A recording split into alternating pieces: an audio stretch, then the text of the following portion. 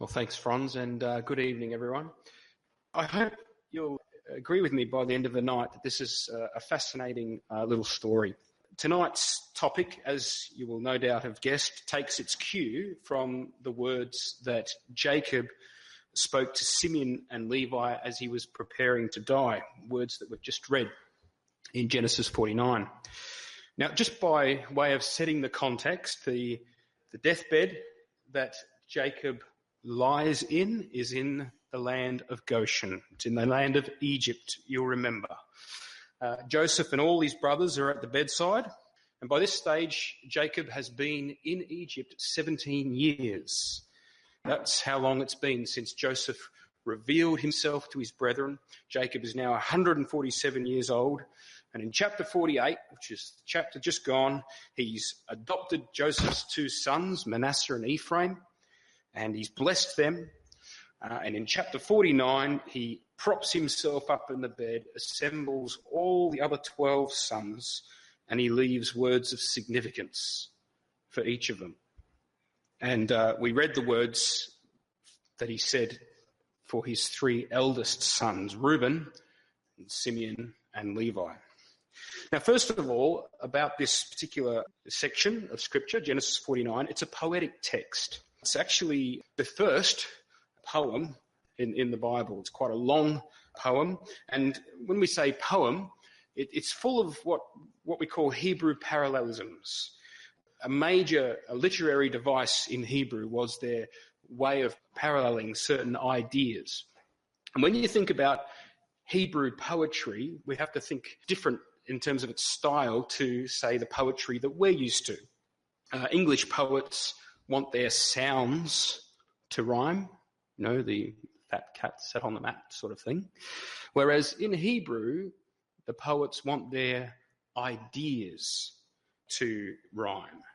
And that's the difference. So what we actually have here is what we call synonymous parallelism.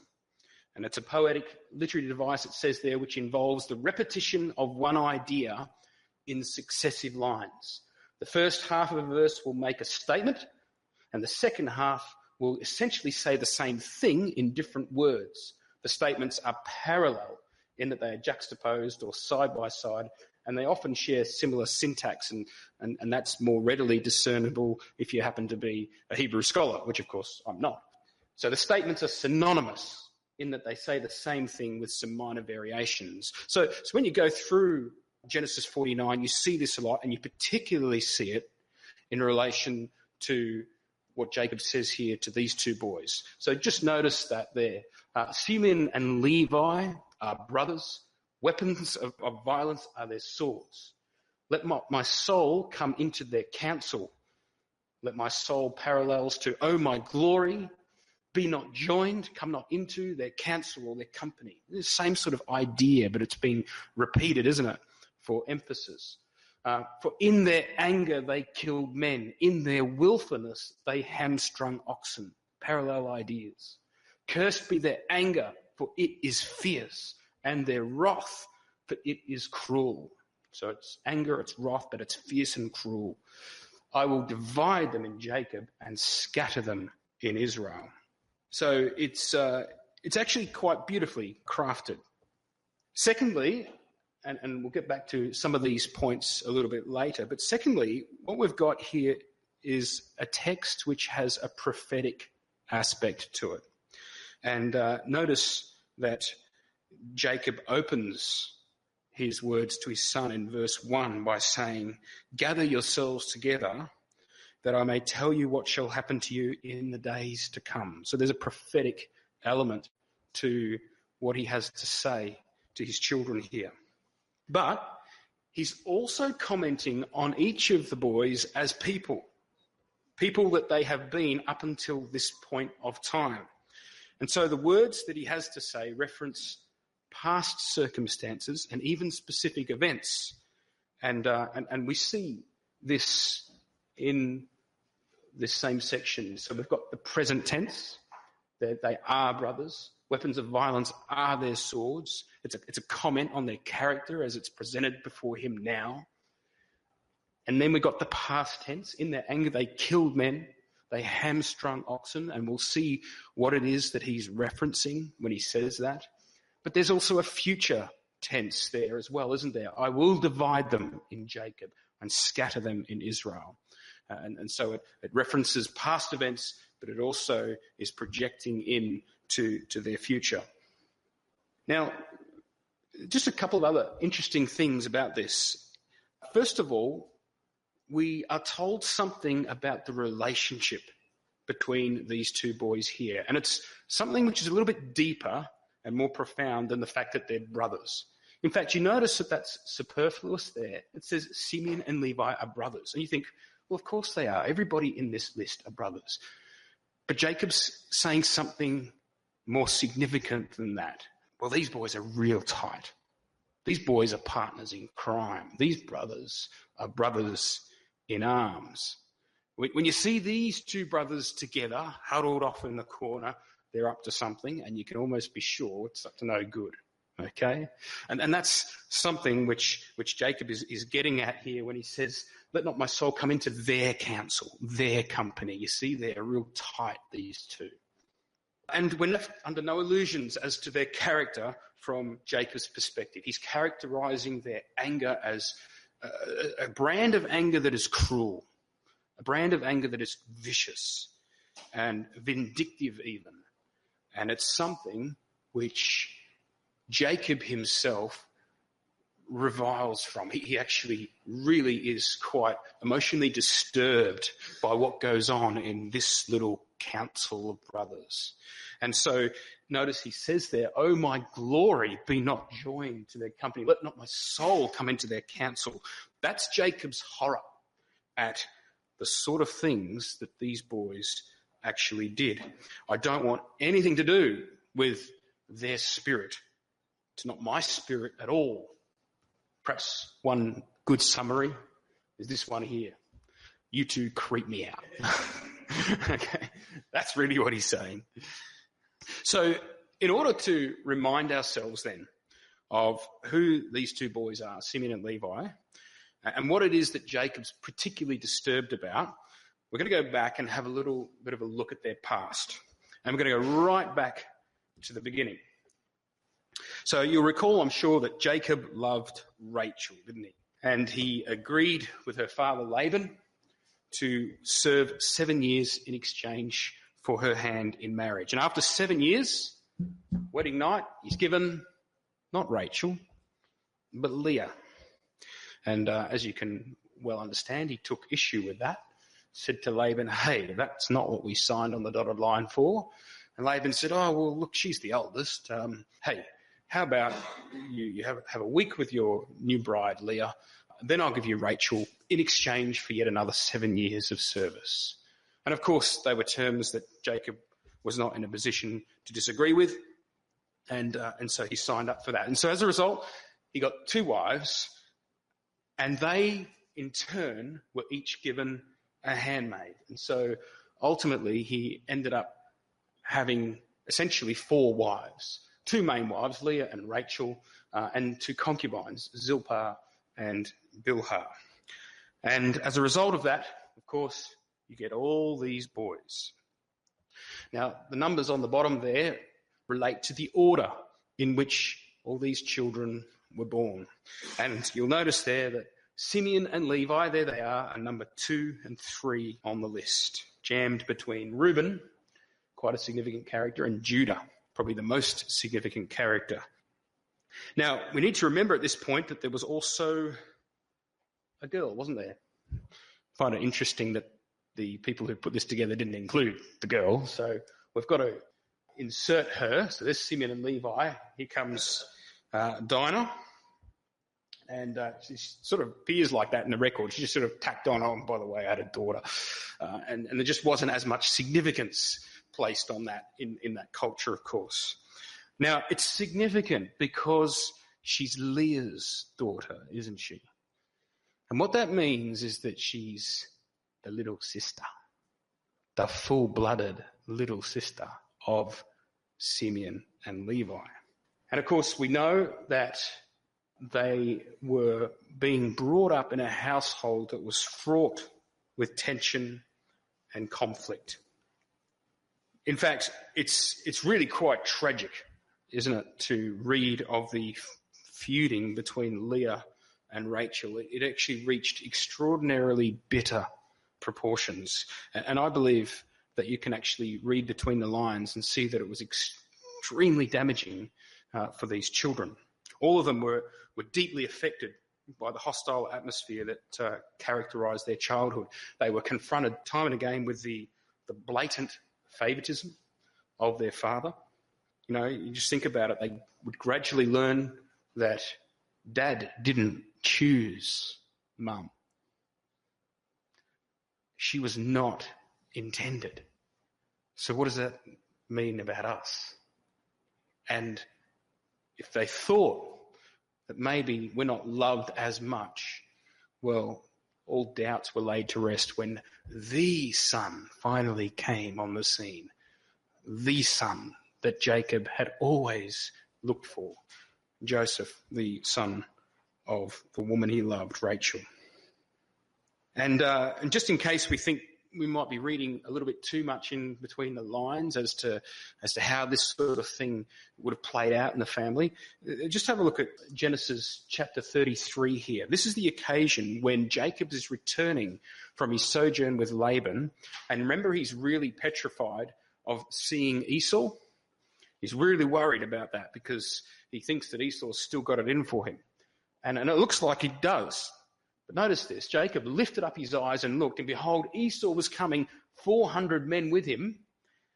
So what does he do? He divides the children among Leah and Rachel and the two female servants, and he puts the servants with their children in front, then Leah with her children, and Rachel and Joseph last of all. So there's a couple of things here. First of all, there's terror. Even Jacob is desperately afraid here. And he thinks that Esau's going to try and kill him. He's afraid. Now, how much more would the children be? Not only that, Jacob is thinking now, worst case scenario, if there's going to be a massacre, who do I want at the back of the crowd with the best opportunity to escape and survive? Well, Rachel and Joseph. And the older boys, well, they're put to the front. You couldn't have been given, as a son of Leah, you couldn't get a more clearer message, could you? I'm really not my father's priority. And when it finally turns out to be okay, and Esau hugs Jacob, etc., look at this. Jacob presents them all before his brother. Verse 6, then the servants drew near and their children and bowed down. Leah, likewise, and her children drew near and bowed down. And last, Joseph and Rachel drew near and they bowed down. And just notice the way that that's put. Last, but oh so not the least, right? I mean, this is the jewel in the crown. Here he comes. This is the boy. Oh, Esau, you think I'm proud father? You ain't seen nothing yet. Here, look at this. And you can see Simeon, Levi looking on, the only son of the loved wife. So I believe that these boys grew up with baggage, all sorts of emotional baggage, which can only come from those kinds of experiences. And we didn't even go into the half of them. In chapter 30 and 31, when Leah and Rachel are feuding, the kids are actually involved. It's Reuben, you go and do this and then do this. They're right in the centre of this. It's an awful situation for them. And it's understandable, I think, though not excusable, but it's understandable, that it outed. And they grew up angry, bitter, and a couple of them exceedingly violent and cruel. And modern psychologists would have a field day with this whole scenario and explain exactly how and why it is that these boys acted out the way that they did. And so we come to Genesis 34. And this is the incident that's primarily referred to in Genesis 49. So you probably know the story, probably a little bit of an MA rating above this chapter. So we'll just skip through it. But Dinah, the little sister, remember, went out to see the daughters of the land. the prince of the land, Shechem, found her, and he defiled her. And he did the wrong thing by Dinah. And he then wanted to marry her. And Shechem and his father, they try to appease Jacob. And they offer an alliance of sorts in return for the acceptance of the marriage. They say, look, we'll trade together. We'll intermingle together through marriage. And then someone says, one of the boys says, hang on a minute. They're not circumcised. We'll do it. We'll make this deal if they agree to go back and get the whole village circumcised. And I don't know quite how they did it, but Shechem and Hamor actually sold that to every man in the village. And sure enough, they all agreed to go through that process. And the trap was set. The trap was set because 3 days after a man is subjected to that sort of an operation, he ain't moving.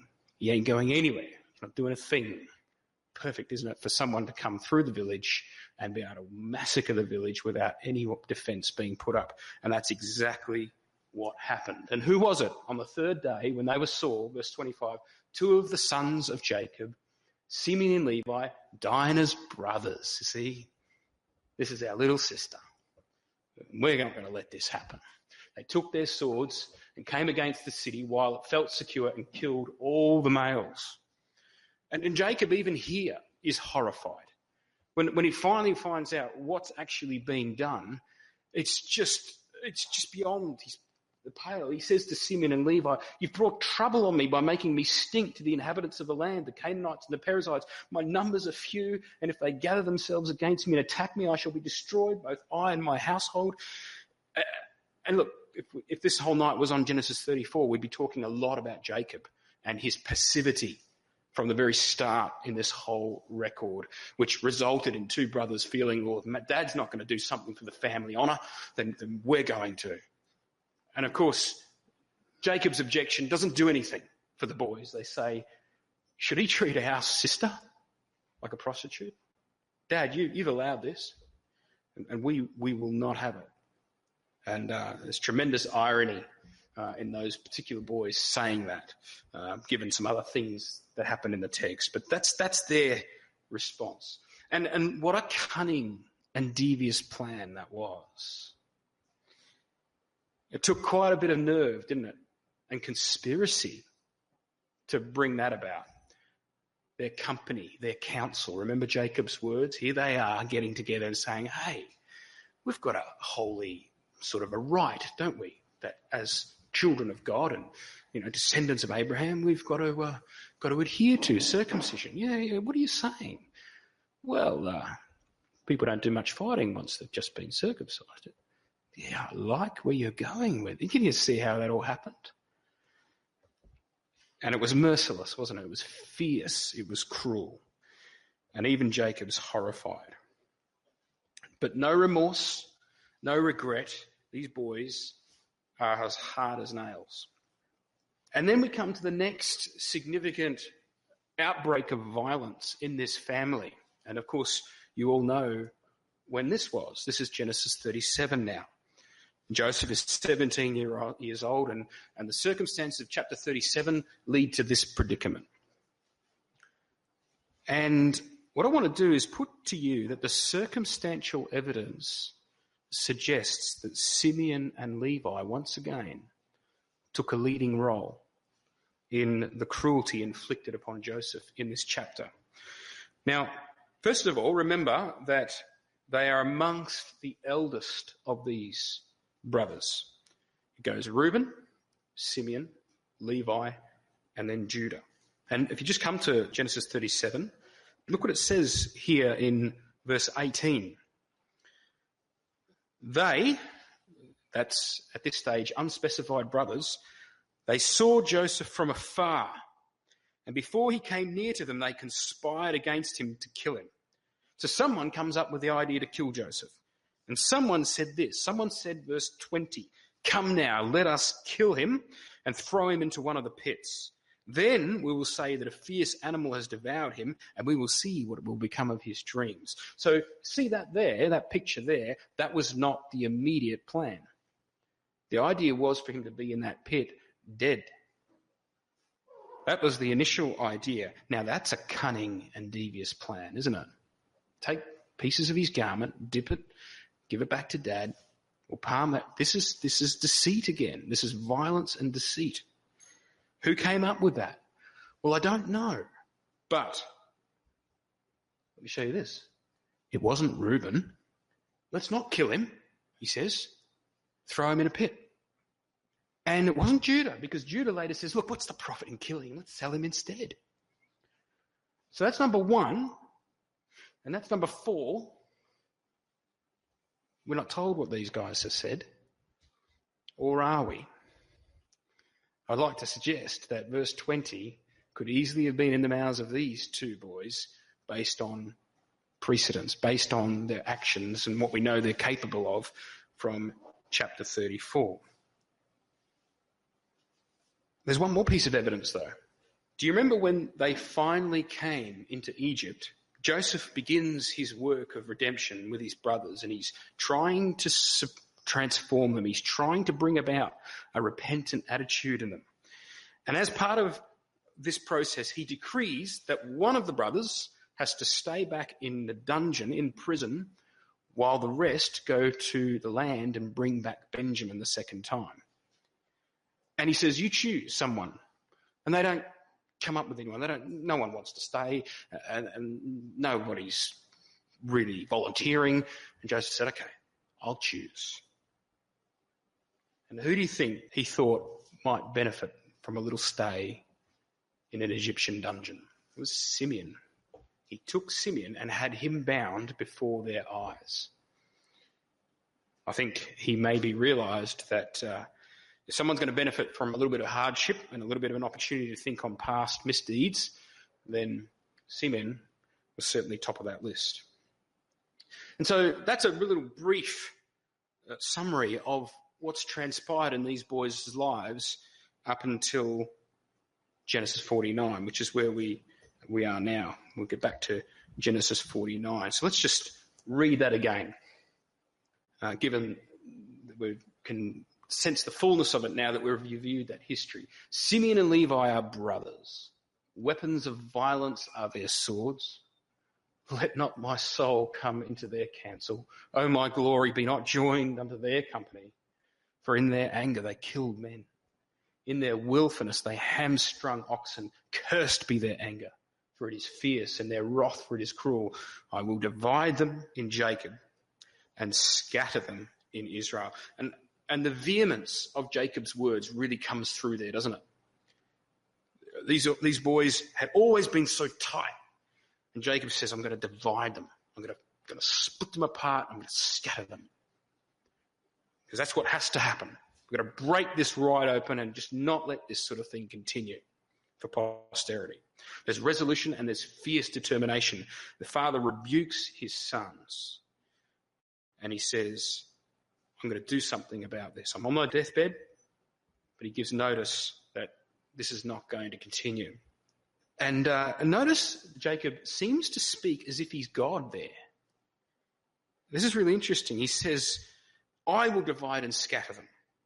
Now, he's not going to do any such thing because, brothers and sisters, he's going to be dead. So if that's going to happen, this is going to be God's doing. And God is going to have to honour these words of Jacob and fulfil them himself. And what we're now going to do is just spend the rest of this class on how God did that. But first of all, just imagine those two boys walking away from that particular encounter with their father. Ouch. The most stinging rebuke that they've ever received. This is the day that Dad prepares to die. These are the words of significance he wants to leave with his children. This is going to be words of love, words of comfort, words of, I'm so proud of you. And he lines these two boys up and gives them both barrels. And I think they walked away realising that they had to change. And years passed. And Jacob does die. And the decades passed, and these men die, and the centuries pass. And the time for Israel's deliverance from Egypt is drawing near now. And then we get all the way to Exodus, and we have this scene. We know what this scene is, and we know that by this particular point of Israel's history, many people in Israel have forgotten their heritage and their God. But we know that some didn't. And isn't it interesting how Exodus chapter 2 begins? Now, a man from the house of Levi went and took as his wife a Levite woman. The woman conceived and bore a son, and when she saw that he was a fine child, she hid him 3 months. The division has begun. I'll explain a little bit more about why it's begun in a minute. But you know from James's recent studies on the tabernacle, the trajectory that the house of Levi is now on from this point. As the book of Exodus unfolds, we have deliverance from Egypt. We have them proceeding to Sinai, where there's a covenant with God. And then we have the building of the tabernacle, and the tribe of Levi progressively grows in its devotion with Moses, Aaron, Miriam shining lights as an example, really leading them. And this nation, or this tribe, has got to the point where it's now given the priesthood. And it's now a tribe which stands for holiness. It now stands for purity. It now stands as an official defender of the presence of God. And what about Simeon? What about his brother? Is he still right next to him? Are they still like-minded? Well, let's see. Let's just come to this dramatic incident in Numbers chapter 25. Actually, if Genesis 34 had an MA rating, this probably has an R rating. But and you might recall the incident in Numbers 25 required Phineas and a javelin. And in Numbers 25 and verse 1, we see the grim circumstances that the children of Israel were actually in. It's towards the end of the wilderness journeys now. While Israel lived in Shechem, the people began to whore with the daughters of Moab. They invited the people to the sacrifices of their gods, and the people ate and bowed down to their gods. So Israel yoked himself to Baal of Peor, and the anger of the Lord was kindled against Israel. So there is this outbreak, this contagion of sexual immorality and idolatry within the camp. Right when they're on the borders of the promised land, actually. I mean, the kingdom's within sight, and this is taking people down. And God's angry. And there's judgment and there's punishment prescribed. And God commands Moses to take the chiefs of the people and actually hang them in the sun. And in that context, where God's judgment is raging against the people for this action, we have one of the most rebellious and brazen acts that I think you could see anywhere in the Bible. Verse 6, look at this. And behold, one of the people of Israel came and brought a Midianite woman to his family in the sight of Moses and in the sight of the whole congregation of people of Israel while they were weeping in the entrance of the tent of meeting. So judgment's begun. Judgment's begun, and people, holy, righteous people, are sorrowing because we let this happen in our midst, and now the plague has broken out. And this guy, in open sight of all these people, brings this woman into the midst of the camp. And Phineas, his mouth is just dropping as he sees the audacity of this guy deciding that he's going to worship Baal Peor right in the middle of the camp. And verse 7, when Phineas, note this, the son of Eleazar, son of Aaron the priest, when he saw it, he rose and left the congregation and took a spear in his hand. He went after the man of Israel into the chamber and pierced both of them, the man of Israel and the woman, through her belly. Thus the plague on the people of Israel was stopped. But notice verse 9, nevertheless, those who died by the plague were 24,000. So, summary, sudden action on the part of this guardian of God's holiness with a javelin. And the plague is stopped. And God says, I support that man. But let's just remind ourselves of who Phineas is.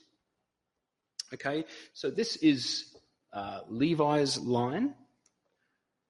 And Aaron, the high priest, had 4 sons. You remember that? Nadab, Abihu, Eleazar, and Ithamar. The day that the tabernacle was being consecrated for service, Nadab and Abihu, the 2 eldest sons, did a silly thing. They died. And what that meant is that Eleazar was now in line to be the next high priest. Now, just imagine, everything changed for Phineas the day his 2 uncles died. You know, he was never looking like he was going to be the high priest. But when Nadab and Abihu died, all of a sudden, Phineas realizes that he is in line. And in Numbers chapter 20, just before this, Aaron has died. So now Eleazar is the high priest, and now Phineas really is the next in line. He's the high priest elect at the point of history where he takes up that javelin. So he's the head of his family and the head of his tribe. And he's next in line to be the high priest of Israel. Who did he kill? The name of the slain man of Israel who was killed with the Midianite woman was Zimri, the son of Salu, chief of a father's house belonging to the Simeonites. So all of a sudden, these 2 brothers, who had always been like this, are now completely divided. The 2 chiefs, the heads of the families, come into contact, and now it's not for secret council, it's mortal combat, and only one survives. And you've got one tribe associated with purity and holiness, and the other tribe engaged in sexual immorality and idolatry, divided. Now, you might think, well, okay, the head of the tribe of Simeon was put to death, but does that really something which maps to the whole tribe? Would we say that all the Simeonites were therefore like that? Well, who died in the plague? We know that there were 24,000 people who died in this plague. And I suggest that the son of the chief was just the tip of the iceberg. As a leader of the tribe, I think his example was probably being followed, and I'm going to suggest that of the 24,000 Israelites that died in that plague, a substantial number of them were Simeonites. Well, how would we prove that? Well, the book of Numbers is named because of 2 census that were taken, one at the beginning of the period of the wilderness wanderings and one at the end. One in Numbers chapter 1 and Numbers chapter 26. And the Numbers tell a real story. Now, first of all, Numbers chapter 1, the total amount of men aged 20 and upwards is listed as 603,550. And Numbers chapter 26, the numbers don't change much. There's only a 0.3% difference, 601,730. So it's negligible, unremarkable. But when we start looking at the info in relation to the individual tribes, that's where we notice some really interesting data. And in particular, no tribe went through a change in its numbers like that. 62.5% decrease.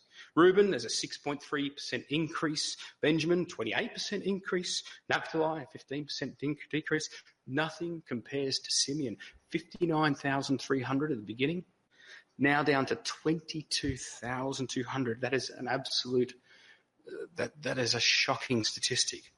37,000 people gone. And what can account for that? Well, I would think, and I would suggest that 24,000 dead by plague in Numbers chapter 25 gets you a decent way towards 37,000. So just finally then, and we'll do this relatively quickly, divide and scattered. Now we know from Hebrew poetry that can be viewed as a parallelism. Divided and scattered is the same sort of thing, but perhaps there's a deeper fulfillment. There's a secondary way in which this was fulfilled as well. We can see this gulf, this divide that has now opened up between the two brothers, and that, I think, very satisfactorily fulfills terms of Genesis 49. But there's something else here. And I think it has to do with the fact that Simeon was so decimated now as a tribe. And we come to Deuteronomy and Joshua, and the tribes are given their inheritance. Simeon is now a disgraced tribe.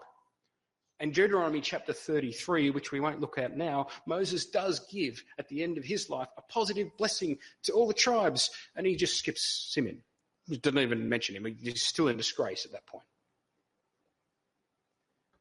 Simeon is given an inheritance different to any other tribe. In Joshua chapter 19, the second lot came out for Simeon, for the tribe of the people of Simeon, according to their clans, and their inheritance was in the midst of the inheritance of the people of Judah. They were given a select group of cities within Judah. They were just scattered amongst Judah. This little area in Judah, divided and scattered. There they are. Not even their own real territory. Verse 9, the inheritance of the people of Simeon formed part of the territory of Judah, because the portion of the people of Judah was too large for them. People of Simeon obtained an inheritance in the midst of their inheritance. They don't even get their own sort of borders. It's cities within Judah. And as a result, you find very difficult to even discern Simeon in the record as you go through the prophets later on in the history of Israel. They're just, a bit of a non-entity. But what about Levi? Divided and scattered, divided and scattered. Well, Levi was also scattered, wasn't it? It was given 48 cities scattered all throughout the tribes. Not one particular inheritance. And what was their main inheritance? Verse 33 of Joshua 13, but to the tribe of Levi Moses gave no inheritance. The Lord God of Israel is their inheritance, just as he said to them. Verse 7 of Numbers 35, all the cities that you give to the Levites shall be 48 with their pasture lands. Joshua 21:41, the cities of Levites in the midst of the possession of the people of Israel were all 48 cities with their pasture lands. So there they are, scattered.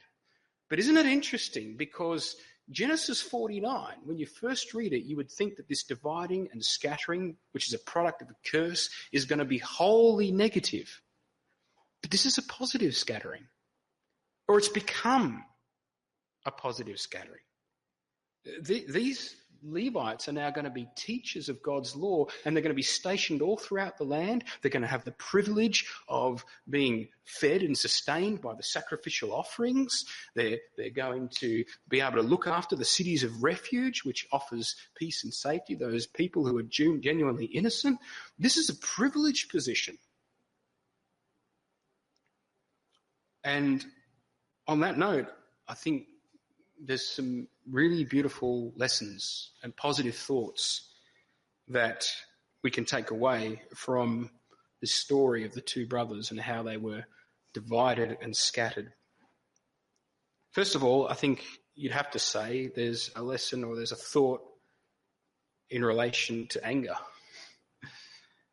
These boys had a big problem with anger. It got out of control with them, and it became fierce and it became cruel. And they thought it was justified, but it was vindictive and it was malicious. And James says, know this, my beloved brothers, let every person be quick to hear, slow to speak, slow to anger. For the anger of man does not produce the righteousness of God. And here they were acting out of a vengeful, vindictive spirit for the honour of their sister, but it didn't produce the righteousness of God, did it? And Jacob was shocked and he was horrified. He says, "You've killed men in cruelty. You've hamstrung oxen. What a pointless, wasteful thing to do." So, anger. I think the other thing which arises from that particular text that we've just looked at is the question of how do we respond to rebuke? Were the boys going to listen to the rebuke of their father? I'd like to think that what we see in Amram and Jochebed marrying and having these three amazing children, Miriam, Moses and Aaron, I'd like to think that that was a result of one of those boys walking away from that experience and saying, I've got to make it different for the next generation. I'd like to think that might be why Levi ended up with that glorious future and that heritage. And I think that would give us the encouraging thought that it is possible to heed rebuke and to change. And I think that's a beautiful thing, a comforting thing. And also, it's probably worth thinking that it took a lifetime, didn't it, for these boys to get to that point. And God was faithful and patient and worked with them to that point. I think that's comforting. And thirdly, a question with an added thought that I do find very encouraging. Was Jacob's words to Simeon and Levi, were they a blessing or were they a curse? Now, on one level, it was certainly a curse. He actually says it, doesn't he? He said, cursed be their anger. But the encouraging thing is that I think that the hard times in life, and even the times where we might have to endure rebuke and the resulting circumstances that come from that, can actually become a means of blessing and hope if we respond to them positively. It would have been easy, I think, for the brothers to walk away feeling thoroughly condemned, and in a sense rightly so, but it would have been easy for them to walk away feeling crushed by that curse. But faithful, patient response, which learns the required lesson, can result in tremendous blessing. And such blessing that we wouldn't exchange the rebuke anymore. We welcome that history and all the things that led to the change that we are now experiencing. And I think that's a real encouraging thought. We can look back even on the setbacks in life and realise that they can be the making of us, and they can be a source of gratitude for us rather than a source of regret. And maybe the tribe of Levi collectively later down the track had that realisation that, wow, Jacob did a wonderful thing for us on his deathbed. And lastly, the last thought I'd just like to leave is it's little studies like this which give me so much confidence that the book that we hold in our hands is an inspired one. It's a divine revelation. It's got all these undesigned coincidences, this beautiful symmetry, these things which all make sense when put together. And we live in an age and a time when the evidence for the Bible being the special book that it is important for us to find. It's important for us to take hold of because it's faith affirming, and it's really important for us to pass that on to the next generation so that they have reason to have the same confidence in God's word that we've been blessed to have. Thanks.